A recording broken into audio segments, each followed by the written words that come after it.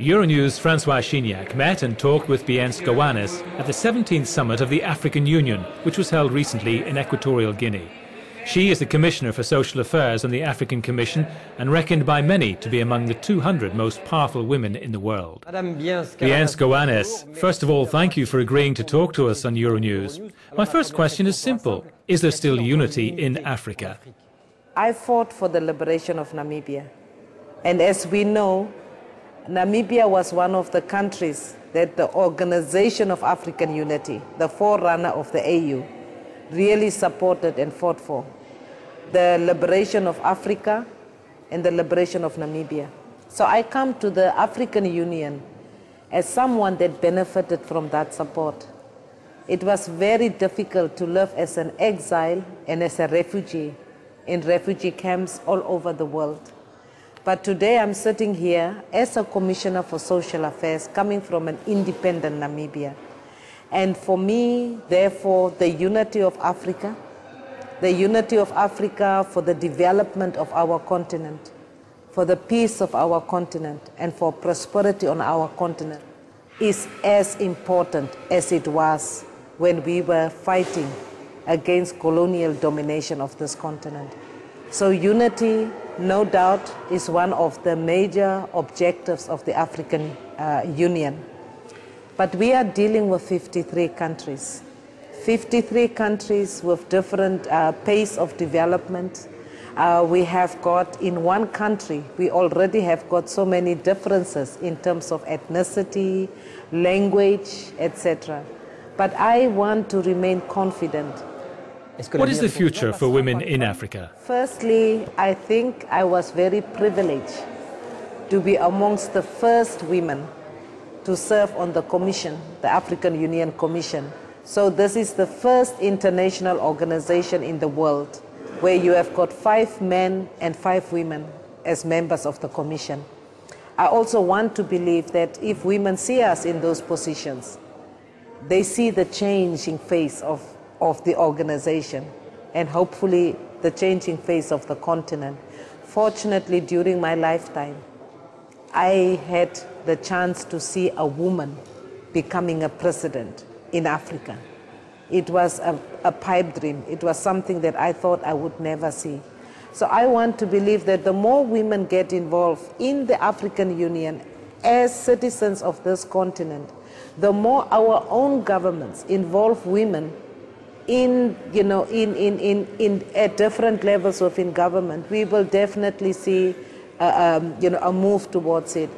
There's always a saying that says that women do not create conflicts, but they suffer the consequences of conflicts. And therefore, it's important that when we are discussing peace, that women also are part of those discussions. Because across the borders of this continent, women have already forged links. They work together within the women's movement. The women traders cross the borders into each other's countries. So there is a greater unity amongst women on this continent. And if we can, build on that strength that women has got, I want to believe we can make a meaningful contribution. Yet it is the men who have the power. African men have to understand that we are equals. And I always want to use the example that we should not forget the history of this continent. That when we were fighting for the liberation of this continent, women were there. They were in the trenches, they were carrying guns, they were battling, and they deserve a better life in an independent Africa. And I've always said that the standard against which we measure equality is not a male standard. I don't want to become a man. I love to be a woman. And I want to be loved as a woman. And I want to be respected as a woman. In practical terms, what do you want to happen? I want us to show African women as also being very powerful. Not powerful as orators, not powerful in the visibility, but powerful in their silence, powerful in their villages, in their communities, and making that difference. I think it can be better. I wish I could have this magic wand that I could just blow across this continent and just say, please recognize the capacity of women to make a change on our continent. I don't know whether it will happen during my lifetime. What inspired you to fight so hard?